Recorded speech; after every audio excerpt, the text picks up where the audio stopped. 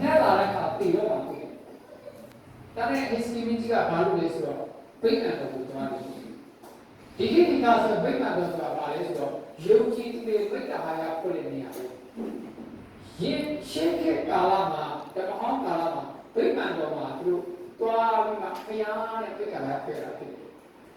ဒါပေမဲ့ဒီကိစ္စကတဲ့ကာလမှာတော့ယုံကြည်သူများစုဝေးရနေရာကကျွန်တော်တို့ဗိမာန်တော်ပဲဖြစ်တယ်ဘာလို့လဲဖြစ်တော့ကိဝတ်တဲ့ဗိမာန်တော်တွေစုဝေးတဲ့နေရာမှာဒီလိုဒီခိုင်းနာမနဲ့ဒီစပုတ်လို့စပုတ်တော့တိုင်းငါပြုမယ်ပြောတာဖြစ်တယ်ဒီလိုဒီဘောရှင်တဲ့အိုးထုတ်တဲ့စုကောင်းတဲ့လည်းငါရှိတယ်ပြောတာဖြစ်တယ်ဒါကြောင့်ဒီနေ့တဘောရှင်သူလေကျွန်တော်စုဝေးတဲ့နေရာတွေဒီနေ့ခရစ်တော်ကိဝိညာဉ်တော်အပြင်ကိဝတ်တဲ့ဗိမာန်တော်ဖြစ်တယ်ဒါခရစ်တော်ကိုယာရောဘုရားသားမျိုးစုဝေးတဲ့နေရာကြီးကျွန်တော်တို့ပဲဗိမာန်တော်ပဲဒါကြောင့်တူတဲ့တူခံစားချက်တွေကျွန်တော်တို့တူအစင်မပြေမှုတွေအမှုရာအားလုံးတွေစုတော့တင်ပြတယ်ဟုတ်လားကျွန်မယူရင်းထိုင်မှာရောက်ပြီးဆက်ရည်နော်ဆိုတော့ယူရကြရဖို့